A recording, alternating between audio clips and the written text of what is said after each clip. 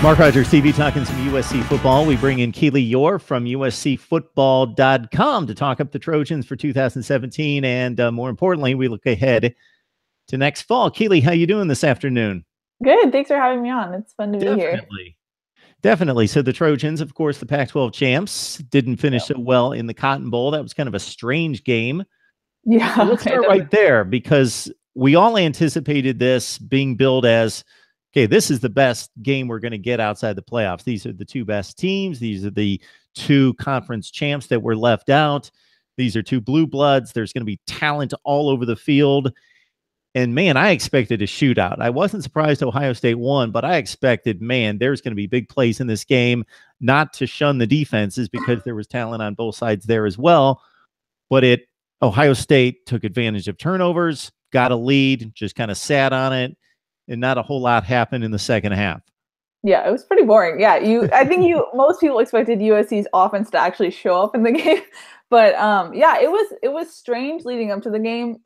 We noted that USC only had one full padded practice, and Helton hasn't been very good at figuring out, when he has a longer time to prepare for games, how to figure out the practice schedule and how to kind of make the players ready, but also don't overwhelm them or have more injuries. And that's something that for the Wisconsin Holiday Bowl was something that backfired on Helton. And going into the game, I didn't know if Helton had sorted that out yet, so it was a little curious that they were doing that, because I thought they would maybe come out flat. And that's kind of what we saw, at least from the offensive side of things.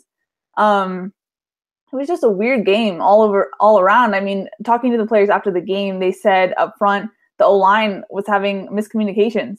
Cedric Ware, the running back, said we couldn't really get the running game going, and none of us were really on the same page, which forces the question, why at this point in the season were they not on the same page? Why can't they get the running game going at this point in the season when you have that much time to prepare?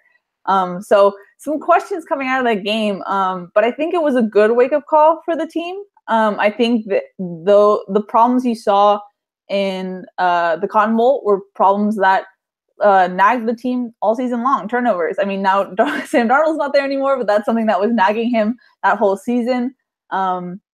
Miscommunications on the offense. That's something that was nagging the team all season long. And I think if you didn't have this shocking bad performance by the offense in the Cotton Bowl, you could kind of get away with being Pac-12 champions and sweep things under the rug. But I think this was kind of a wake-up call to the coaching staff that, hey, maybe we need to get some more experienced guys on the offensive side of things as far as coaching goes, because T. Martin, this is his second season as the offensive coordinator, and there's been some people who aren't happy with the way he's calling things. So maybe this was a good wake-up call for the team. Talking USC football with Keely Eure. You can join her and the rest of the staff at USCFootball.com. The Trojans, of course, coming off a Pac-12 championship and Cotton Bowl loss to Ohio State.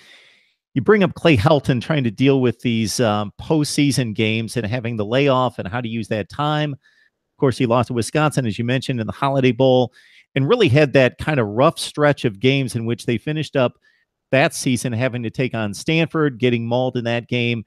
They lose the Holiday Bowl game. They turn around. They got to face Alabama. They get another rough one against Stanford, and he really had to weather that transition there of the end of a bad season, not a bad season, but the back end of that was difficult. And then he gets off to a rough start. What are people thinking now that they made the run that they did in winning the Rose Bowl, and then they have another Pac-12 championship season this year? What is Trojan Nation thinking about Clay Helton?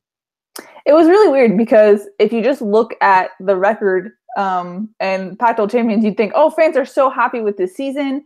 They did well. They did better. They won the Pac-12 championship. Well, they haven't done that since 2008. Fans should be happy. And it was crazy, the negativity surrounding the team this season, just from the fan point of view, which was kind of interesting. I think if you looked at the scores of games in the season, it looked good, but there was definitely, if you watch the games, they left points on the board. I think not having Juju Smith-Schuster and Adoree Jackson kind of made the team a little bit more boring. Sam Darnold's kind of a more vanilla guy. Same with Rojo. He scores a touchdown and then he kind of like taps players on the head and then goes back to the sideline. You didn't have that fire that you're seeing now in the NFL from those guys. So I think fans were like, the passion has kind of gone a little bit. I mean, don't get me wrong, the players are passionate, but they don't have that fire that Juju and Adoree had. So I think fans were kind of a little disappointed in that, but also disappointed where the missed opportunities where this team could have been dominant. I mean, even look at the Cotton Bowl, they could have been right there with Ohio State and they just weren't. So I think fans were disappointed. I think in the fans' point of view, they could have done more, which I don't know. I think the Rose Bowl really hyped the team up a little bit too much. I think Sam Darnold was still kind of raw. So I think you're seeing this balancing out of media and how much they hyped up USC and the expectations balancing out with what actually happened. But as far as Clay Helton, I think fans are really seeing what he does in the offseason, seeing what will happen in year 3, because now he doesn't have Sam Darnold. That really puts the coaching on him. What will the team look like without such a talented quarterback? And seeing what he does with coaching changes, if he makes any changes. Because I think a lot of people think that there are changes that need to be made, and whether he makes them and makes those hard decisions will be a test to see if Clay Helton's really growing in the aspect of a head coach.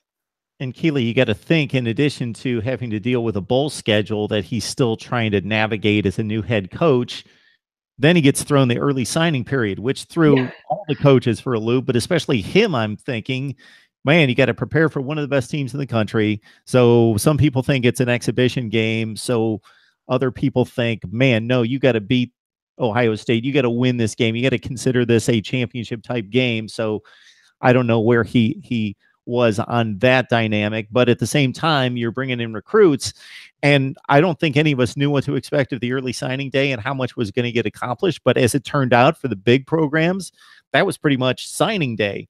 Yeah. And they did really well. They brought in 10 players. They're the #1 rated class in the Pac-12, according to 247, number 10 in the country. So it worked well, but that had to really throw them for a loop as well. Oh, for sure. I think definitely hearing from some coaches, they were not expecting early signing day to be as big as it was. If you look at like Georgia getting 6 5-star guys, like they were not expecting it to be, okay, this is a huge day. I think they were trying to feel it out more and weren't prepared for how big it was, but they did a great job. But not only were they preparing for the Cotton Bowl, they were preparing for the Pac-12 championship. So in a way, the early signing day kind of hurts the successful teams, because if you look at a team like other teams in Pac-12, they weren't preparing for a championship. They weren't preparing for a big bowl game.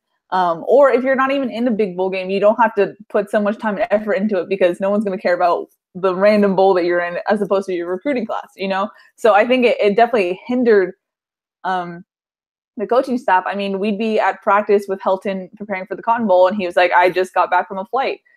And then I'm leaving after practice again for a flight. So he definitely said that the coaches were not getting any sleep during this period. And of course, you have Christmas and all that stuff. So it was definitely a stressful time for them, but they did get a good class so far. And then you get JT Daniels reclassifying. So it definitely, the early signing period was a weird thing. I heard from a lot of coaches that they were not big fans of it. I mean, they like it, but it was hard because they don't even know some guys who are going to the NFL. You know, the problem with the early signing day is that you don't know how many scholarships you actually have available because you haven't even finished your bowl game yet. You know, that was something that the coaches said that was really hard to deal with, is you don't even know how many scholarships you have available going into the next season that you're recruiting for. So it was challenging all around.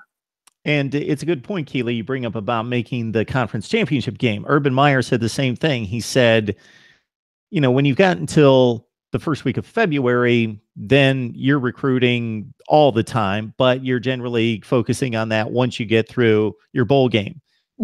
Versus now, we've got to focus on it before the bowl game, and you lose an entire week, which is like massive because you've only got 3 weeks to begin with before the early signing date, and you're kind of focused on winning a conference championship. And I know that he mentioned, and I'm sure it's the same for the USC staff, is that they won the conference championship game and guys were like headed out the door of the locker room like 10, 15 minutes later. Yeah, yay, we won. And then out the door to recruit and hit the road, go on a plane flight or grab the car and go.